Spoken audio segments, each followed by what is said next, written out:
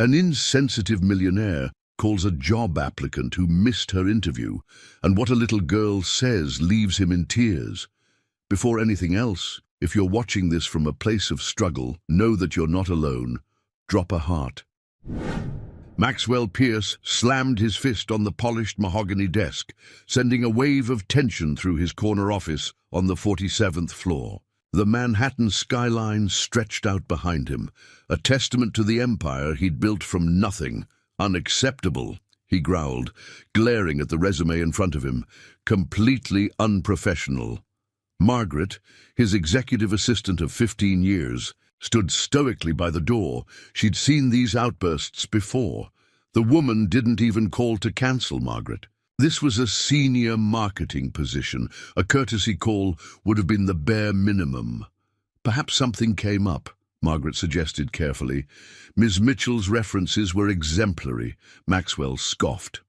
Something more important than a job. Interview at Pierce Enterprises? I doubt it. He ran a hand through his salt and pepper hair. At 45, Maxwell had built a billion-dollar technology company, but the cost had been high. No family, few friends, and a reputation as a brilliant but merciless businessman. "Give me her number," he demanded suddenly. "I want to tell her personally that this kind of unprofessionalism doesn't fly in New York." Margaret hesitated. "Max, is that really necessary?" The number, Margaret. His tone left no room for argument. With a resigned sigh, Margaret handed over the contact information for Sarah Mitchell. Maxwell punched the numbers into his phone, rehearsing the cutting remarks he would deliver. The phone rang 3 times before a small voice answered. "Hello?" Maxwell paused, thrown off by the distinctly childlike voice. "I'm trying to reach Sarah." "Mitchell," he said, his professional tone automatically softening. "Mommy can't come to the phone," the little voice replied. "She's crying in the bathroom." Something in Maxwell's chest tightened. Is she okay?" "She's sad because she missed the important meeting today," the child explained with disarming honesty. "But we didn't have any food, and she had to go to the food bank before it closed. She said the job would have fixed everything." Maxwell felt the air leave his lungs.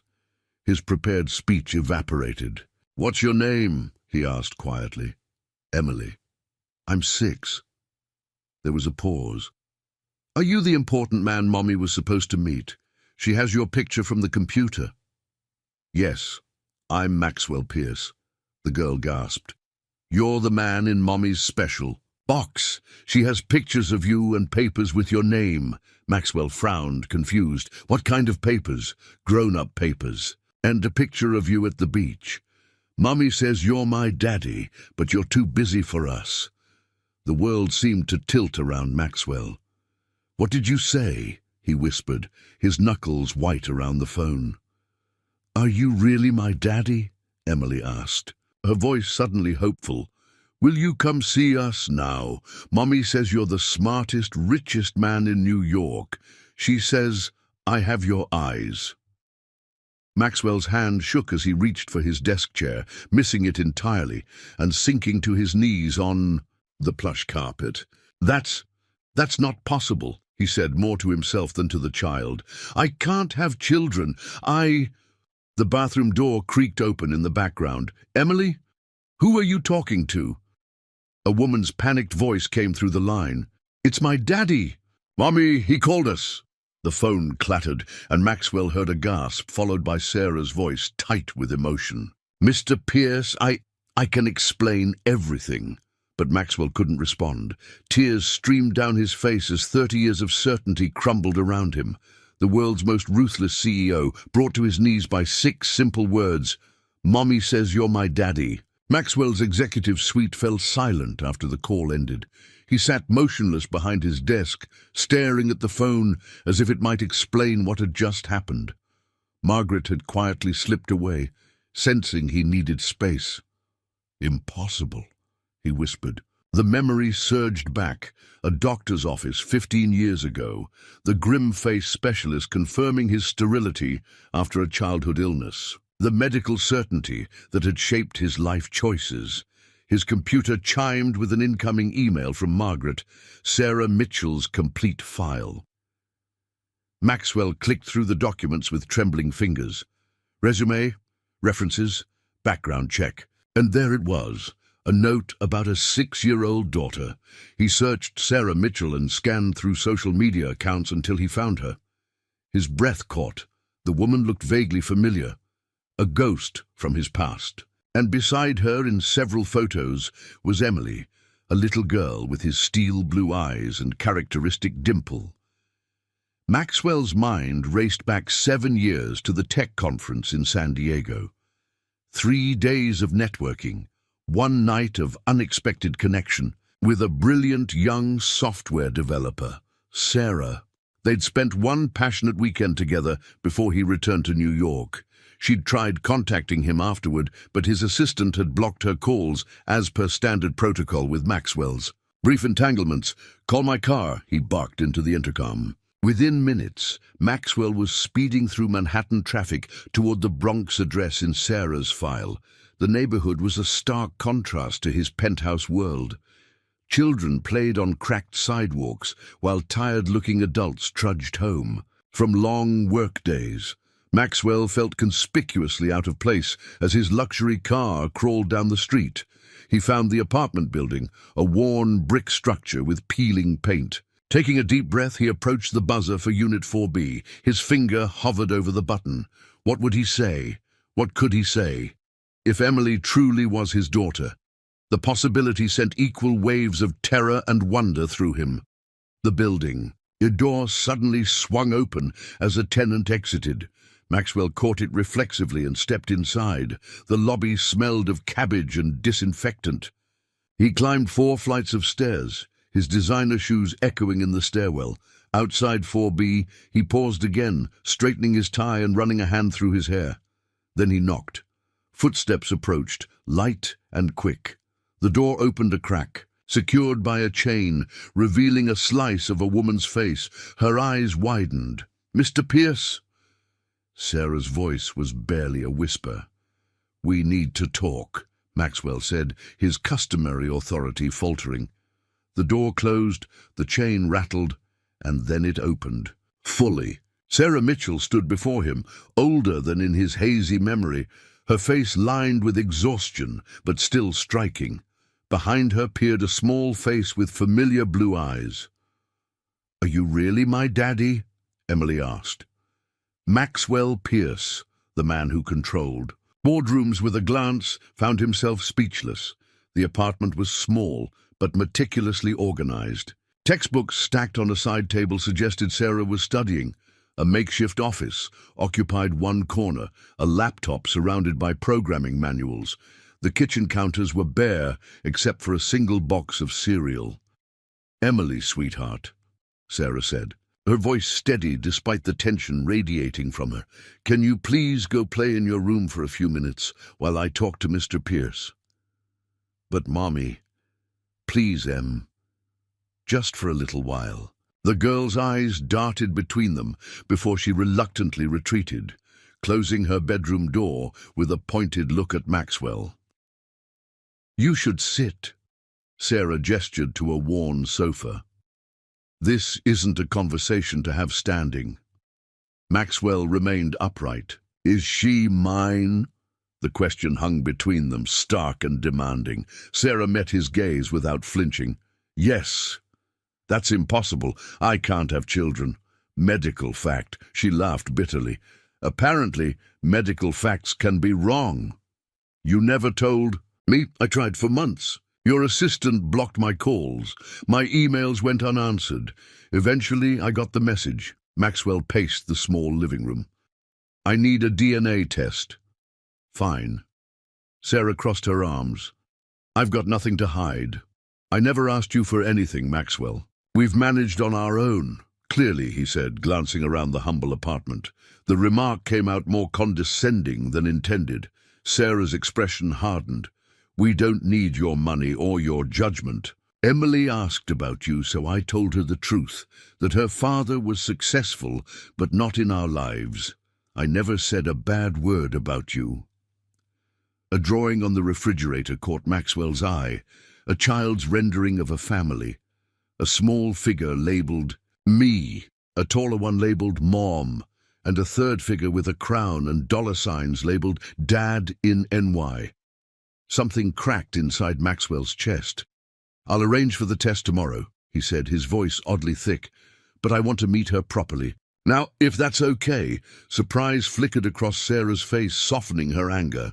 "You do?" Before Maxwell could answer, Emily's door cracked open. "Are you done talking about me yet?" Sarah smiled faintly. "Come meet Mr. Pierce properly, Emily."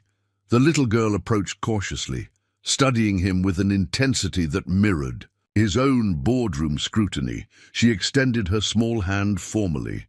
"I'm Emily Mitchell. I'm in first grade and I'm good at math."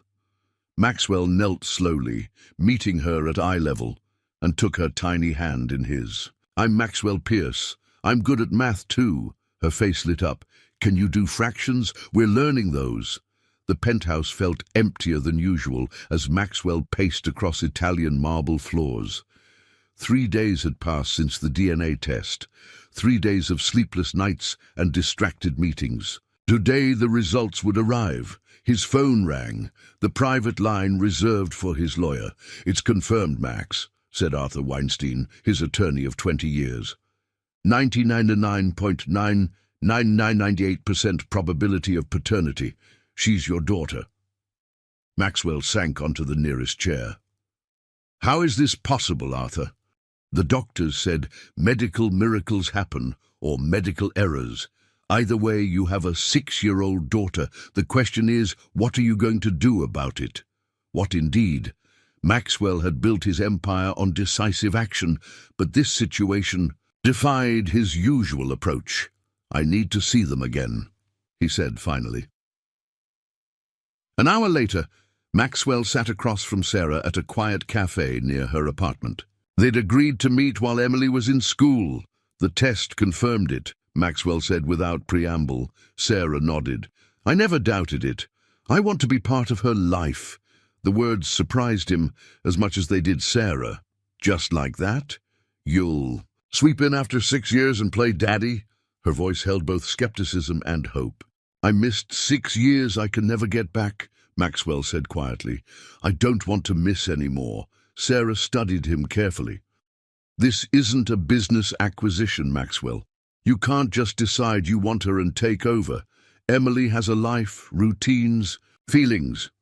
"I understand that. Do you?"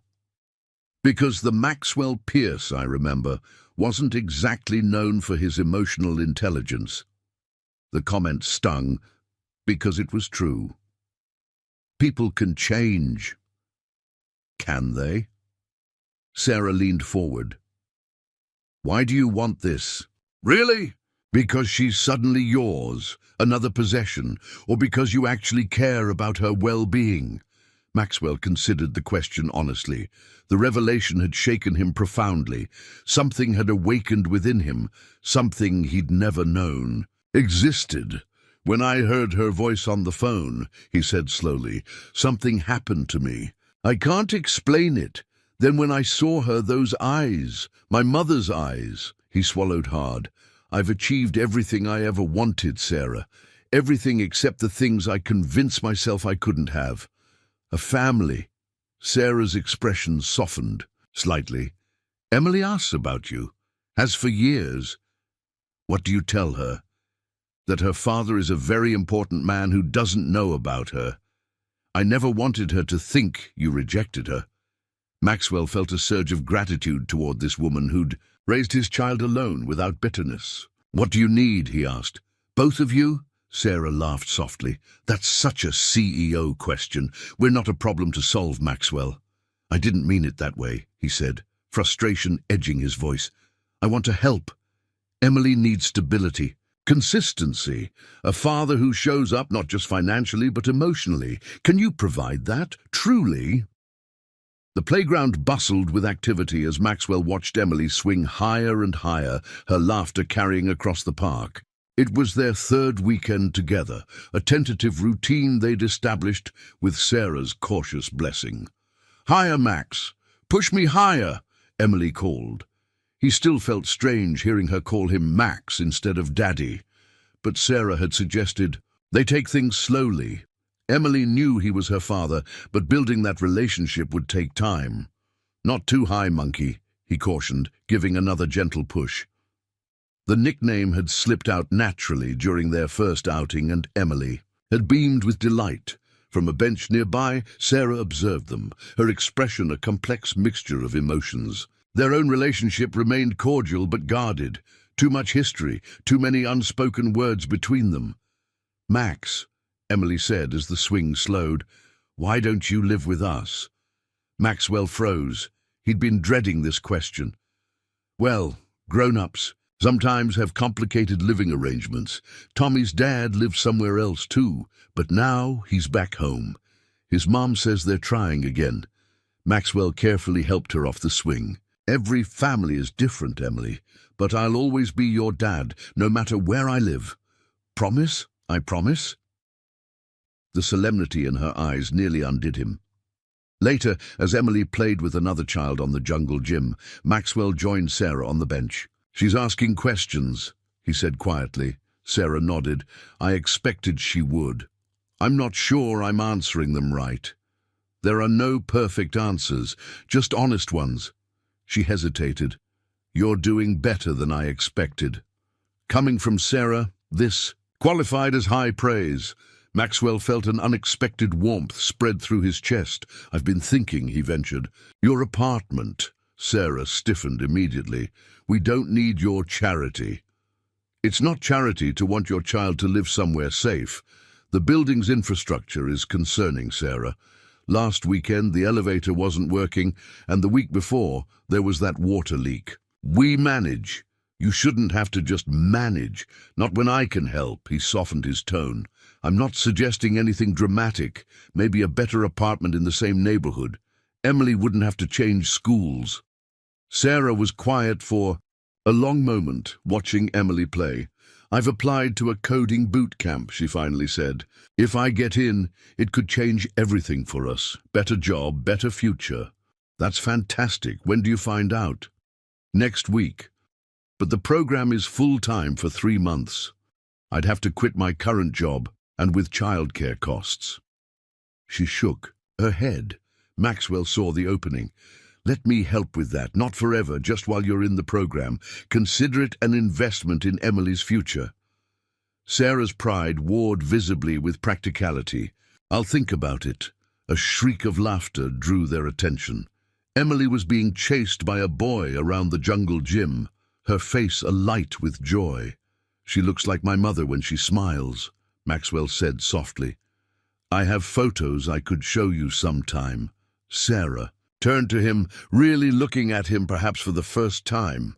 "I'd like to see those. Emily would too." Something shifted between them in that moment. Not forgiveness exactly, but the first fragile bridge spanning years of absence. "Max, watch me," Emily called, preparing to go down the slide.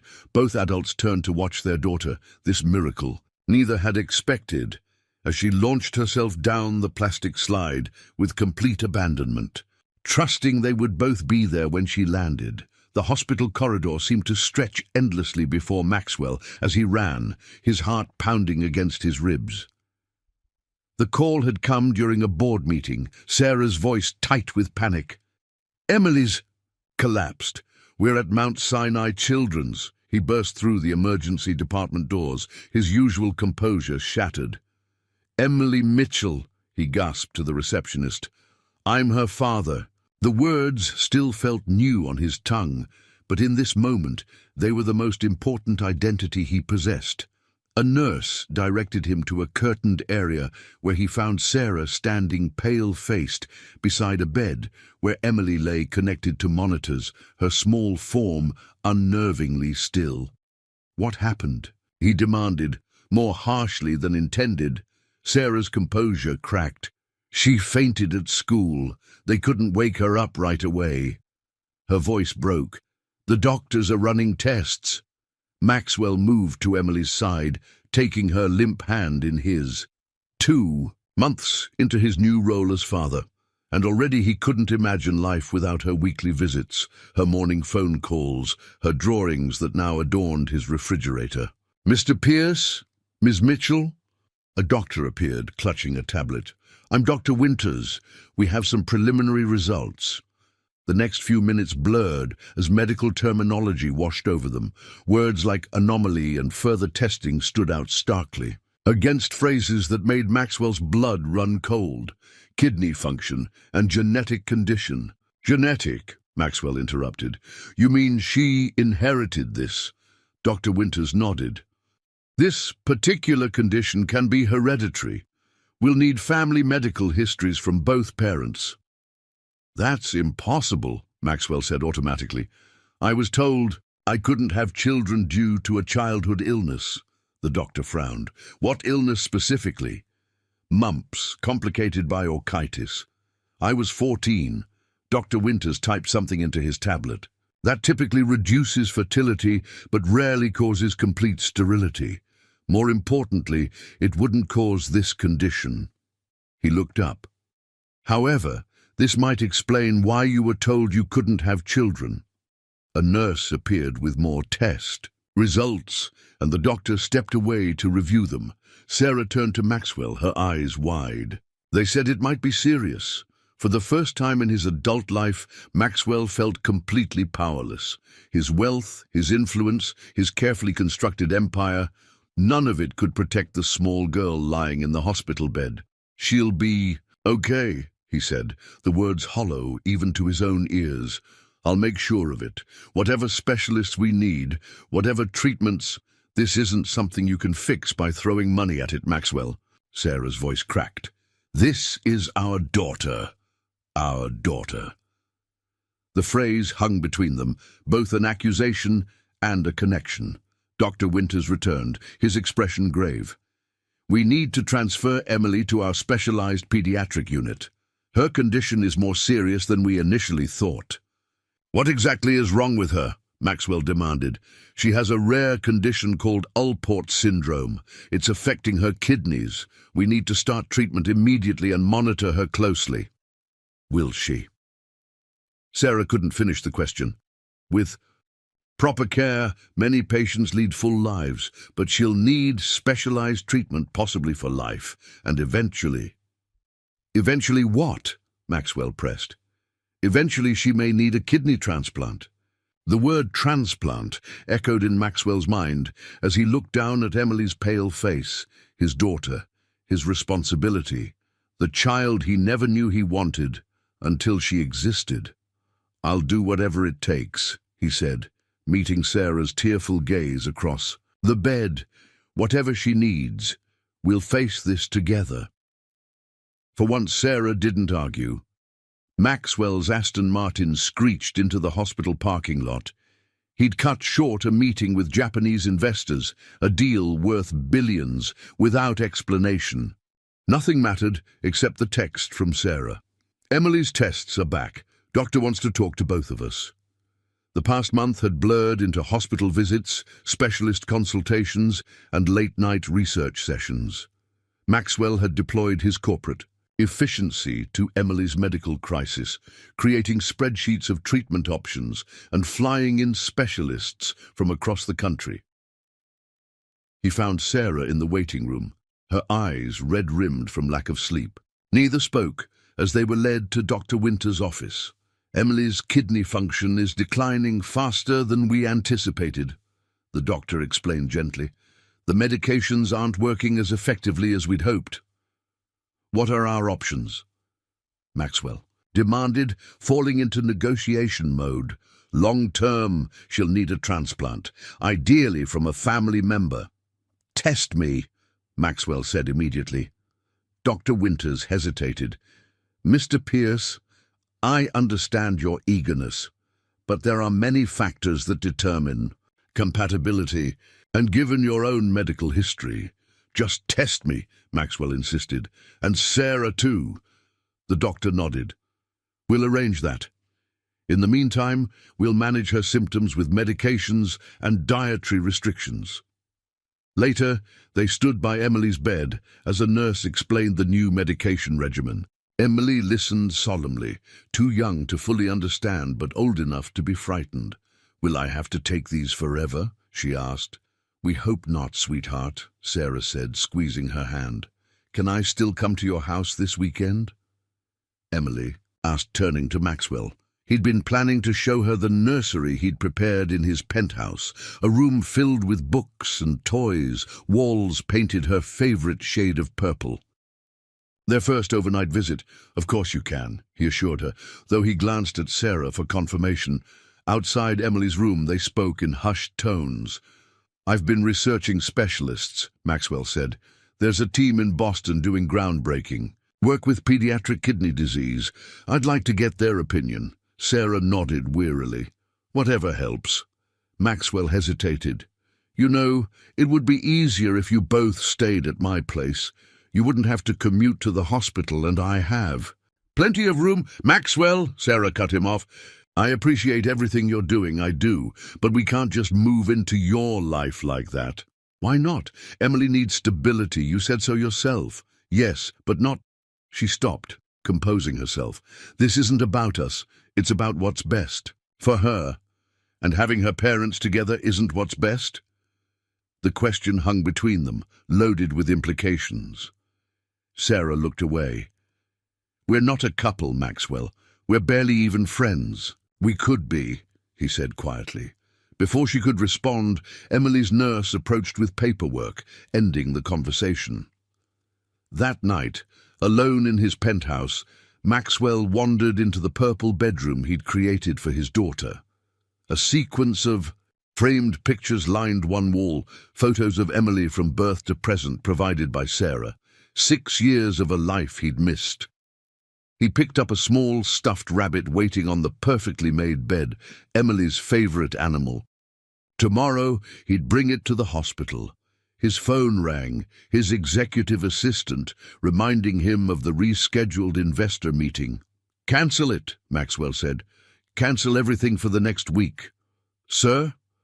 Margaret's voice registered rare shock. "The board won't be pleased." "The board doesn't matter. Nothing matters except Emily." He ended the call and sat on the edge of the small bed, the stuffed rabbit clutched in his hand, realizing with startling clarity that his definition of success had fundamentally changed. Sarah stared at the business proposal on her laptop, the words blurring together after hours of work. The coding bootcamp she dreamed of attending now seemed impossibly distant. With Emily's condition, she couldn't commit to full-time study. A knock at the apartment door startled her. Maxwell stood outside holding groceries. "You didn't answer your phone," he said, stepping inside without waiting for an invitation. "It died. I forgot to charge it." Sarah watched as he moved efficiently around her kitchen, unpacking fresh fruits, vegetables, and the specialized low-sodium foods Emily's new diet required. "You need to be reachable," Maxwell said, arranging items in her refrigerator. "I've ordered you a new phone with an extended battery. It'll be delivered tomorrow." Sarah bristled. "I don't need you managing my life, Maxwell." He paused, a container of organic blueberries in hand. In the 2 months since Emily's diagnosis, they'd fallen into an uneasy co-parenting arrangement. Maxwell handled medical costs and used his connections to secure the best care, while Sarah coordinated daily treatments and appointments. "You're right," he conceded. "I'm sorry. Old habits."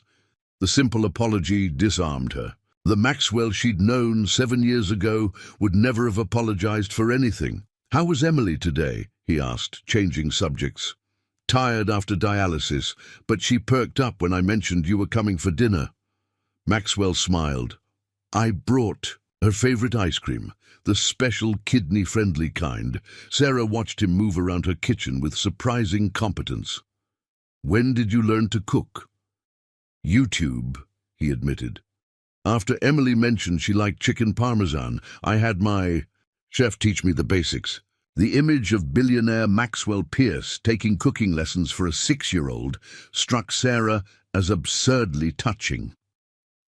As Maxwell prepared dinner, Sarah returned to her laptop.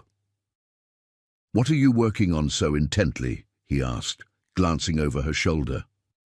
"A freelance web development project, trying to supplement my income since I had to cut back hours at work for Emily's appointments." Maxwell studied the screen. "This is good work." Sarah blinked, surprised by the professional assessment. "Thanks. It's just a small business site, but no, I mean it. The code is elegant." He pointed to a section. "Though this function could be more efficient." "You code?" Sarah asked, incredulous. Maxwell smiled wryly. "I built Pierce Enterprises on my own programming, before I could afford to hire engineers. I still review our core architecture." Sarah had forgotten this aspect of him. The brilliant mind behind the businessman. It was what had attracted her 7 years ago at the tech conference, before she'd discovered the cold ambition that defined the rest of him. The front door opened as Emily returned from her neighbor friend's apartment. Her face lit up when she saw Maxwell. "Max, you came!" She ran to him and he scooped her up carefully, mindful of her recently implanted dialysis port. "Of course I came. I promised, didn't I?" Emily nodded solemnly. "Mum says promises are very important. Your mom is right." Maxwell met Sarah's eyes over Emily's head. Something unspoken passed between them, an acknowledgement of the promises made and broken in their shared past. Later, after Emily had gone to bed, they sat together at the small kitchen table. "I have a proposition," Maxwell said quietly. Sarah tensed. "Maxwell?" "Not that kind," he clarified quickly. "A professional one.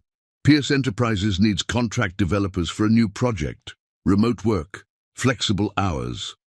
Sarah stared at him. "Are you offering me a job?" "I'm offering you an opportunity. Your coding skills are solid, and you need work that accommodates Emily's schedule." "I don't want charity." "It's not charity, it's mutually beneficial. You get paid work on your terms, and I get a developer who won't waste time on office politics." Sarah considered the offer, weighing pride against practicality. "I'd report to you," Maxwell shook his head. "To our project lead. You'd be treated like any other contractor." "I'll think about it," she said finally. He nodded, accepting her response. As he prepared to leave, he paused at the door. "Sarah, about what you said at the hospital, that we're not even friends. Could we try to be?" The vulnerability in his question caught her off guard. This wasn't the Maxwell Pierce who dismissed her calls 7 years ago. "For Emily's sake," she agreed cautiously. "We can try." "What do you mean, not compatible?" Maxwell's voice echoed through the consultation room. Dr. Winters sighed. "Neither you nor Ms. Mitchell is a suitable kidney donor match for Emily. Your blood types are compatible, but the tissue typing shows high risk of rejection." 3 months had passed since Emily's diagnosis. Her condition had stabilized with treatment, but the need for a transplant remained inevitable. "There has to be a mistake," Maxwell insisted.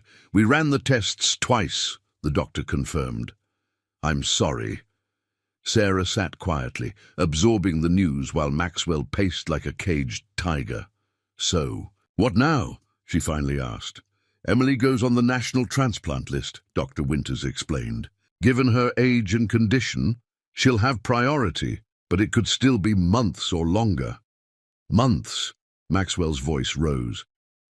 "She needs help now." "Her dialysis is managing the symptoms," the doctor reminded him.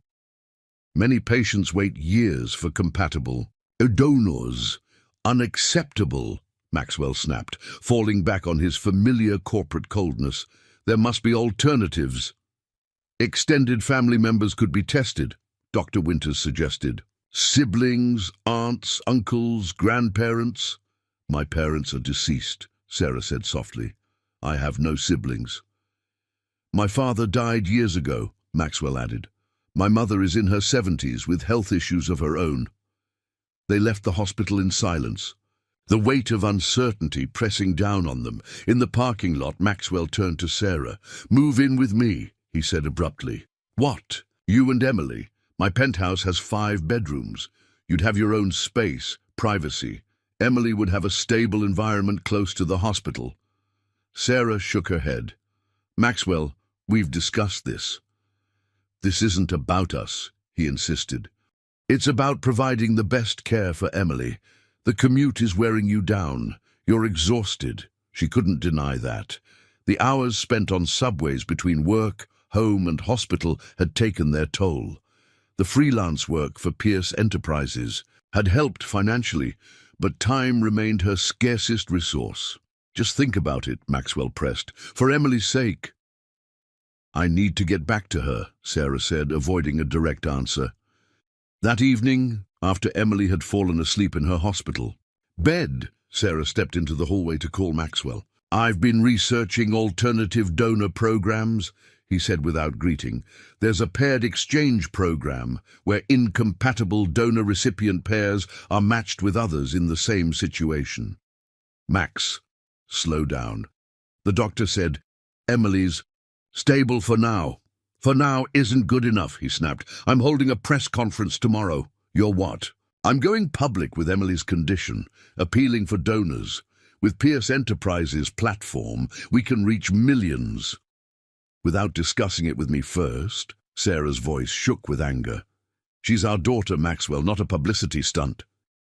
This isn't about publicity. It's about using every resource I have, including turning our private struggle into public spectacle.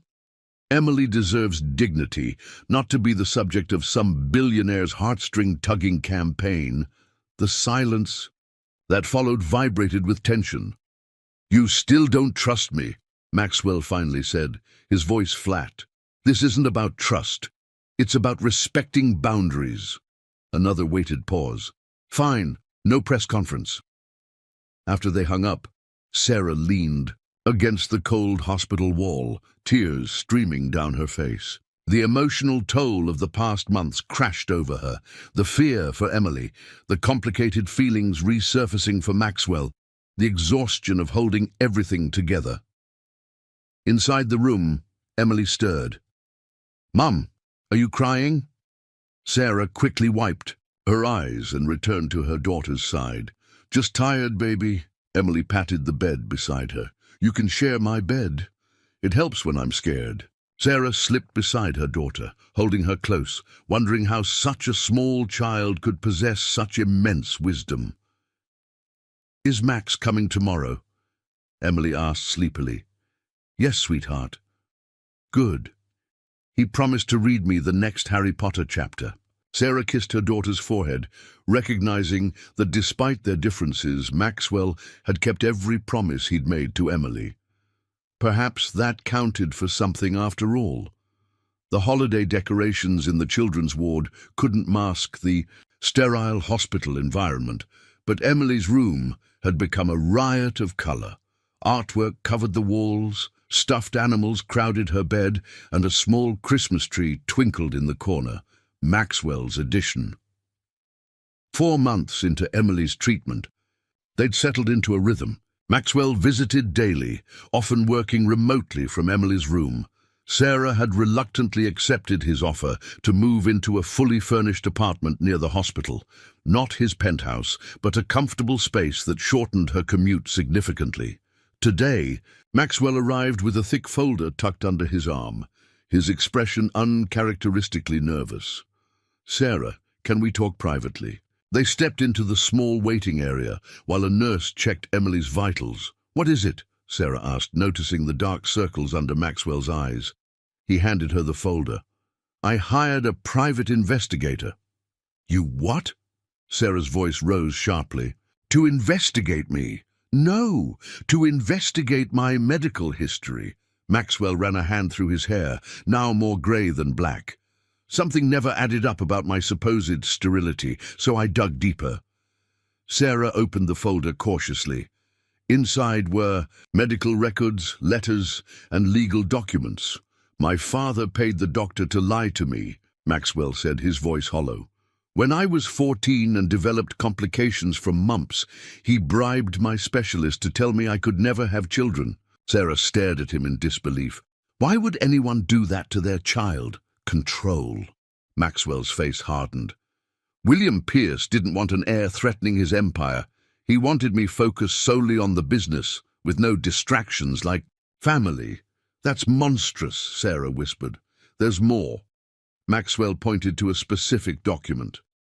The investigator found my original, unaltered medical records. According to this, I didn't just have mumps. I had a genetic kidney abnormality that went undiagnosed, the same condition that causes Alport syndrome.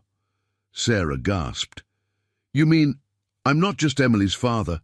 I gave her this condition. His voice cracked with emotion. But it also means I might be able to donate after all. Sarah's mind raced, connecting dots. The tissue compatibility issue might be related to specific antigen markers associated with the condition. I've already contacted Dr. Winters with this information. They're running new tests tomorrow. Sarah sank into a chair, overwhelmed.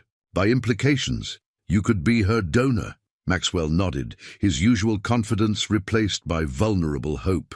It's why I never got sick, despite working myself to exhaustion. My kidneys have a unique structure, abnormal but functional. The doctor thinks I might be the perfect donor precisely because I carry the same genetic markers. The revelation hung between them, altering everything. Does Emily know? Sarah asked. Not yet. I wanted to tell you first. Sarah studied the man before her, so different from the arrogant CEO who dismissed her years ago. In his face, she saw fear, hope, and determination intermingled. Thank you, she said simply, for not giving up. Maxwell met her gaze. I've spent my life pursuing success, Sarah. I defined it as wealth, power, recognition. But I was wrong. He glanced toward Emily's room. She's my greatest achievement, and I had nothing to do with it. That's on you. You raised an extraordinary child while I was chasing meaningless goals. The sincerity in his voice touched something deep within Sarah, a place she'd guarded carefully against him. Before she could respond, Emily's nurse appeared. She's asking for both of you, the nurse said with a smile. Something about a Christmas list that needs serious discussion. They found Emily sitting up in bed, colored markers spread around her. She beamed at them. Perfect timing. I need help with my list for Santa. Maxwell and Sarah exchanged a look. One of shared purpose, shared hope, and perhaps something more. For the first time, they faced the future not as reluctant co-parents, but as allies in the most important battle of their lives. Snow fell silently outside the hospital window as Maxwell kept his solitary vigil. In the bed beside him, Emily slept, fitfully, her small body dwarfed by machines monitoring her deteriorating condition. The Christmas holiday had come and gone, marked by forced cheer in the pediatric ward and presents opened from a hospital bed. The new tests had confirmed Maxwell's stunning compatibility as a donor, but Emily's health had taken a sudden downturn, delaying the transplant. Her kidney function had plummeted, requiring more aggressive dialysis while doctors worked to stabilize her condition. Maxwell checked his watch. 3:14 a.m. Sarah had finally succumbed to exhaustion around midnight, retreating to the cot in the corner after Maxwell promised to wake her if anything changed. He studied her sleeping form, marveling at her strength through this ordeal. These past 5 months had transformed him in ways his wealth never could. Board meetings and profit margins seemed trivial compared to the numbers that now consumed him. Emily's creatinine levels, blood pressure readings, medication dosages. His phone vibrated with a text from his COO.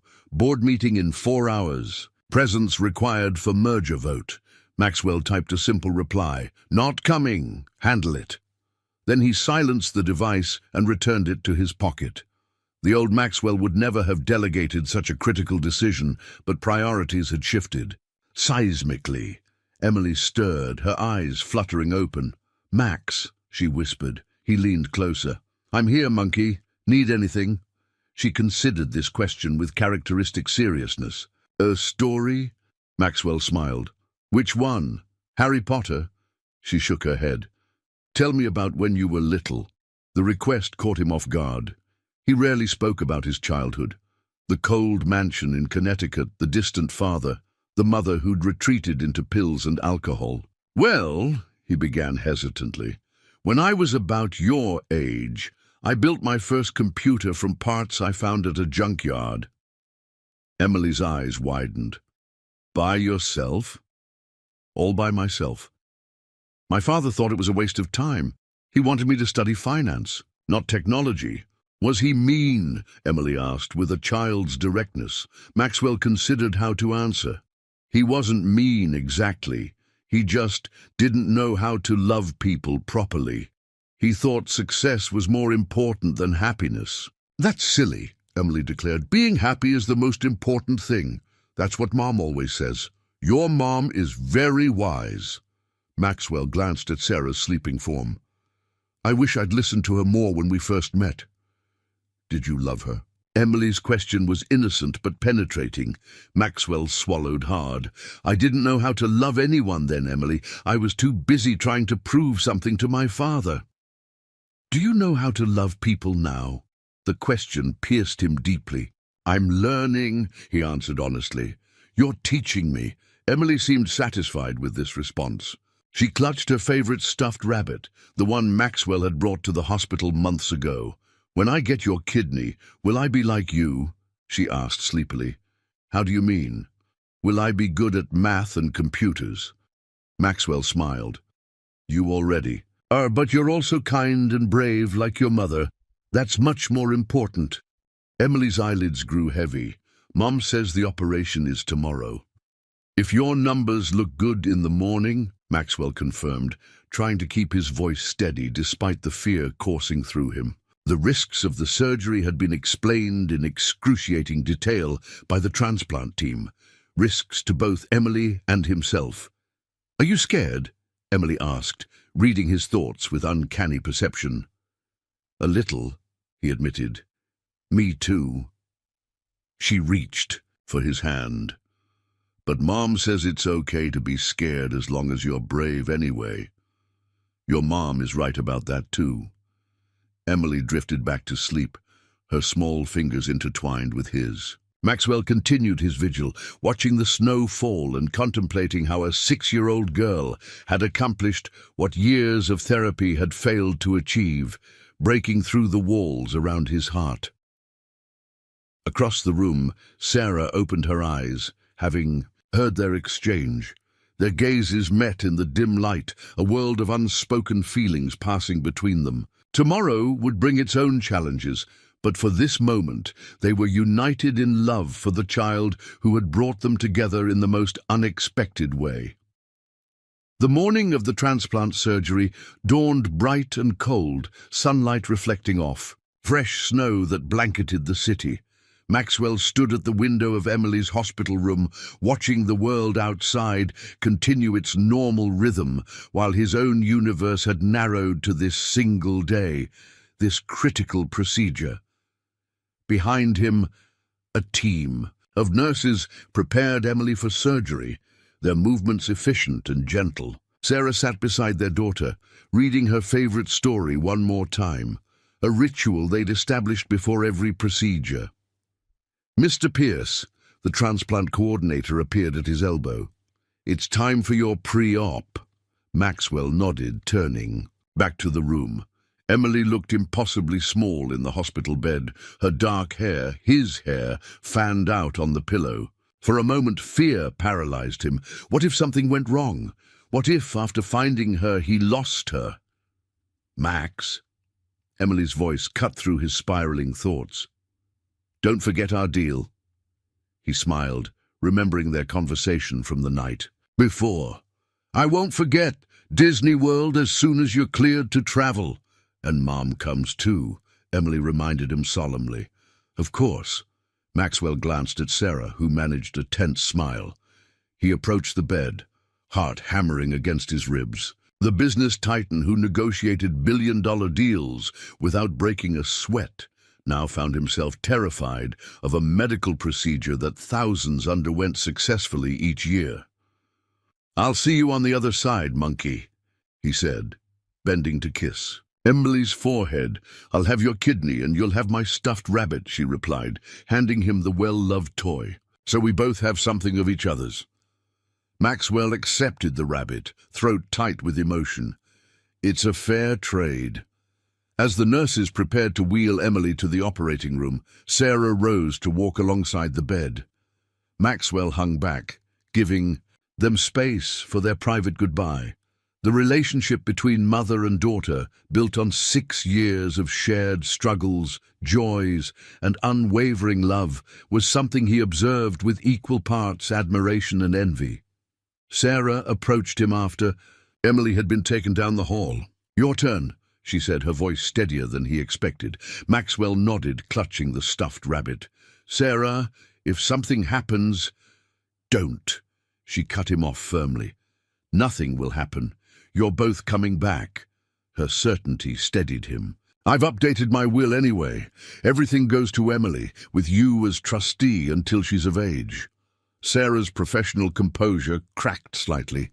"Maxwell, and there's a trust for her education, medical expenses, everything she could need. The paperwork is with my lawyer, Arthur Weinstein. I've left his contact information. Stop planning for your death and start focusing on your recovery." Sarah interrupted, her eyes flashing. "Emily needs you alive, not your money." The words struck him with unexpected force. Emily needed him, not his wealth, not his influence, but him. The revelation still felt new after months of adjustment to fatherhood. Sarah's expression softened. She reached out hesitantly, then pulled him into an unexpected embrace. "Thank you," she whispered against his shoulder, "for giving her this chance." Maxwell held her briefly, inhaling the faint scent of her shampoo, the same one she'd used 7 years ago. "Thank you for raising her," he replied, "for being everything I couldn't be." They separated as the pre-op nurse approached. Maxwell handed the stuffed rabbit to Sarah. "Keep this safe until we're both back." "I will," she promised. As they wheeled him toward the operating room, Maxwell closed his eyes, remembering the boardroom of Pierce Enterprises. 6 months ago, his thoughts would have been consumed with stock prices, acquisitions, and strategic planning. Now, all that mattered was a small girl with his eyes and a spirit he could only hope to emulate. The anesthesia wore off gradually, consciousness returning in hazy fragments. Maxwell became aware of a steady beeping, the antiseptic, smell of the recovery room, and a dull ache in his abdomen. "He's waking up," a voice said nearby. Maxwell forced his heavy eyelids open. Dr. Winters stood beside his bed, checking monitors. "Emily?" Maxwell croaked, his mouth desert dry. "She's doing well," the doctor assured him. "The kidney is functioning beautifully. Perfect match, as we'd hoped." Relief flooded through him, more powerful than the pain medication coursing through his veins. "Where is she?" he managed. "Still in recovery. You'll be able to see her tomorrow, once you're both stronger." Maxwell tried to sit up, wincing as pain lanced through his side. "Easy," Dr. Winters cautioned. "The laparoscopic procedure was successful, but you've still undergone major surgery. You need to rest." "Sarah?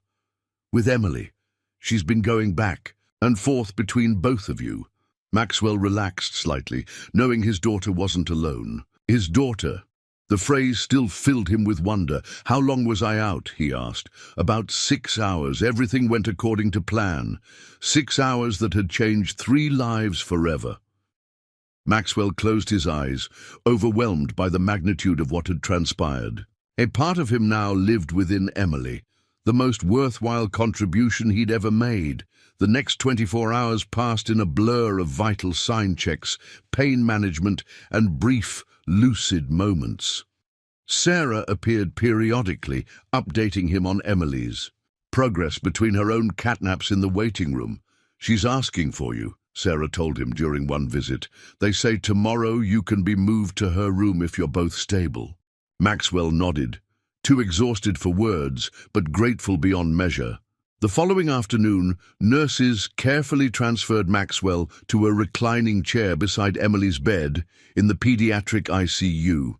The sight of his daughter, pale but alive, connected to monitors and IV lines, brought tears to his eyes. "Hey, monkey," he said softly. Emily turned toward his voice, her face lighting up despite her obvious fatigue. "Max, you're okay." "I'm okay," he confirmed. "And you're okay too. The doctors say my kidney likes its new home." "It does," she agreed seriously. "The nurses say it's working super good." Sarah stood on the other side of Emily's bed, dark circles under her eyes, testifying to her sleepless vigil. Yet she was smiling, the first genuine smile Maxwell had seen from her in days. "We make a good team," Emily declared, looking between her parents. "All three of us." Maxwell met Sarah's gaze over their daughter's head. Something passed between them, an acknowledgement of the journey they'd taken, from strangers to antagonists to tentative allies, bound by the miracle lying between them. 6 weeks later, Maxwell stood in the doorway of his home office watching Emily concentrate on the coding tutorial displayed on her tablet. After their release from the hospital, he'd converted the space into a comfortable recovery room, where he could work while keeping Emily company during her convalescence. The transplant had been successful beyond all expectations. Emily's body had accepted the kidney with minimal complications, her strength returning more quickly than the doctors had predicted. Maxwell's own recovery had been slower, a fact that amused Emily to no end. "You're an old man," she teased whenever he winced, while standing. "Respect your elders," he'd retort, secretly delighted by her increasing vitality. The sound of the front door opening announced Sarah's arrival. By mutual agreement, she'd moved into one of the penthouse's guest suites during their recovery period. An arrangement intended to be temporary, but which had gradually evolved into something less defined. "How are my favorite patients?" she called, appearing beside Maxwell in the doorway. "I finished the whole coding module," Emily announced proudly. "Max says I'm a natural." "She debugged a script faster than I could," Maxwell confirmed, his voice warm with pride. Sarah smiled. "Of course she did. She has your brain and my persistence. Poor world doesn't stand a chance." The casual acknowledgement of their shared traits in Emily no longer felt strange. Over the weeks of recovery, as they'd navigated medications, doctor's appointments, and Emily's boundless questions, Maxwell and Sarah had formed a partnership neither had anticipated. "The transplant team called," Sarah said, her tone shifting, to business-like efficiency. "They want to move Emily's next checkup to Thursday instead of Friday." "I'll reschedule the board meeting," Maxwell replied automatically. Sarah gave him a measured look. "You don't have to cancel every meeting for every appointment. I can take her sometimes." "I want to be there," he insisted. "Pierce Enterprises managed without me for 6 weeks. They can handle another afternoon." The company had indeed survived his absence during recovery, largely due to the systems Maxwell had reluctantly put in place under Sarah's practical insistence. He'd learned to delegate, to trust others, to recognize that control wasn't always necessary, lessons that had changed his management style upon his return. "We should celebrate after the appointment," Emily suggested, "if my numbers are good." "They will be," Sarah assured her. "But celebration sounds perfect. What did you have in mind?" Emily's eyes sparkled with mischief. "The three of us should go to dinner at that fancy restaurant Max is always talking about." Maxwell and Sarah exchanged glances. They had carefully maintained separate spheres, despite living under the same roof, co-parents rather than a couple. "That sounds nice," Sarah said carefully. "If Max isn't too busy." "Never too busy," Maxwell replied, the words coming easily now. 6 months ago, such a statement would have been unthinkable. His calendar meticulously scheduled in 15-minute increments, personal time, a foreign concept. Emily beamed. "Perfect. I'll wear my new dress." Later that evening, after Emily had gone to bed, Maxwell found Sarah on the penthouse terrace, gazing out at the city lights. He poured her a glass of wine and joined her at the railing. She's getting stronger every day, Sarah observed, accepting the glass. She's remarkable, Maxwell agreed. Like her mother. Sarah smiled faintly. Flattery, Mr. Pierce. Observation, Miss Mitchell. They stood in companionable silence, the frigid winter air softened by heat lamps placed strategically around the terrace. The lease on the apartment near the hospital expires next month, Sarah said finally. Maxwell tensed slightly. I know. I've been looking at places closer to Emily's school. You could stay here, he suggested, trying to keep his tone casual. The arrangement has worked well for Emily's recovery. Sarah turned to face him directly. And when her recovery is complete? What then, Maxwell? The question hung between them, weighted with possibilities. I'd like you both to stay, he said simply. I've never had a home before, Sarah. Not really. This was just a place I slept between meetings. Now it's different. Because of Emily, she clarified. Because of both of you. Maxwell set his wine glass down, gathering courage for words he'd never spoken. I'm not the man you met 7 years ago. I'm not even the man who called you 6 months ago, ready to berate you for missing an interview. No, Sarah agreed softly. You're not. When I thought I might lose Emily during the surgery, I realized something. It wasn't just fear of losing my daughter. It was fear of losing what we've built, this family, however unconventional. Sarah's expression remained guarded. Co-parenting doesn't require living together, Maxwell. This isn't about convenience, he insisted. It's about what I want, what I hope you might want too. And what's that? A chance. Maxwell took a careful step closer, to see if there's something between us worth exploring. Not for Emily's sake, but for our own. Sarah studied him, her expression unreadable. You broke my heart once before. No, I was a fool. You were, she agreed, but a smile tugged at the corner of her mouth. A brilliant, ambitious, utterly clueless fool. I've improved on the clueless part, Maxwell offered. The rest is still a work in progress. Sarah laughed softly, the sound warming him more effectively than the terrace heaters. Haven't we all? She sipped her wine thoughtfully. One condition. Name it. We take it slow, for all our sakes. Emily's been through enough change. Agreed. Maxwell felt hope expanding in his chest. Dinner this Thursday after Emily's appointment? Just the three of us? Just the three of us, Sarah confirmed. Higher, Daddy, push me higher, Maxwell obliged, giving the swing another gentle push as Emily soared toward the clear summer sky. The park bustled with weekend activity, families. Enjoying the perfect June weather. 1 year had passed since that fateful phone call, a year of hospital visits, recovery milestones, and gradual healing, both physical and emotional. Emily's new kidney functioned perfectly, her energy restored to full 6-year-old, now 7-year-old, capacity. Sarah approached, carrying an ice cream cone in each hand. "1 chocolate for the monkey," she announced, handing it to Emily as the swing slowed.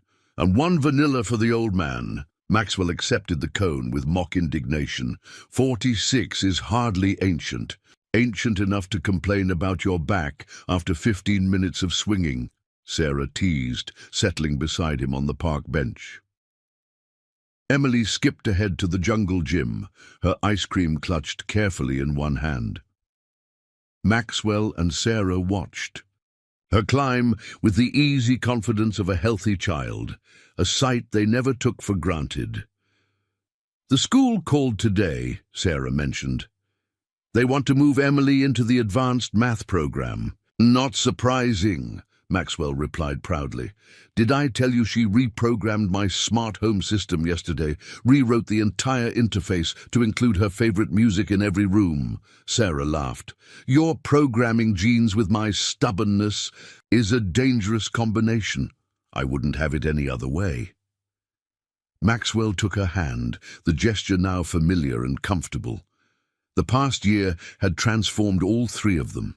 Sarah had accepted a full-time position with Pierce Enterprises, heading a new division focused on educational technology. Maxwell had restructured the company's leadership, delegating day-to-day operations to focus on strategic direction and, more importantly, to be home for dinner most nights. Their relationship had evolved slowly, carefully. Movie nights with Emily becoming family traditions, professional respect developing into deeper understanding, separate bedrooms gradually becoming a formality rather than a necessity. "I've been thinking," Maxwell said, watching Emily demonstrate her climbing skills to another child. "Remember that coding boot camp you wanted to attend? The one you put on hold when Emily got sick?" Sarah nodded. "What about it?" "You should do it. If you still want to." She turned to him, surprised. "That was just a stepping stone. I don't need it now." "Not for your career," he agreed. "But you were excited about it, passionate. I don't want you to give up dreams because of circumstances." Sarah studied him thoughtfully. "When did you become so insightful?" "I had good teachers." Maxwell squeezed her hand. "You and Emily showed me what actually matters." She leaned against his shoulder, a gesture of affection that still thrilled him. "I might look into it. There's a weekend program that could work with my schedule." "Whatever you need to make it happen." Maxwell hesitated, then added, "Actually, I've been thinking about scaling back myself." "You, the ultimate workaholic?" "Former workaholic," he corrected. "I'm considering stepping down as CEO. Remaining as chairman but bringing in new leadership." Sarah straightened, turning to face him fully. "Are you serious? Pierce Enterprises is your life's work." "It was," Maxwell acknowledged. "Now it's just work, important work, but not what defines me anymore."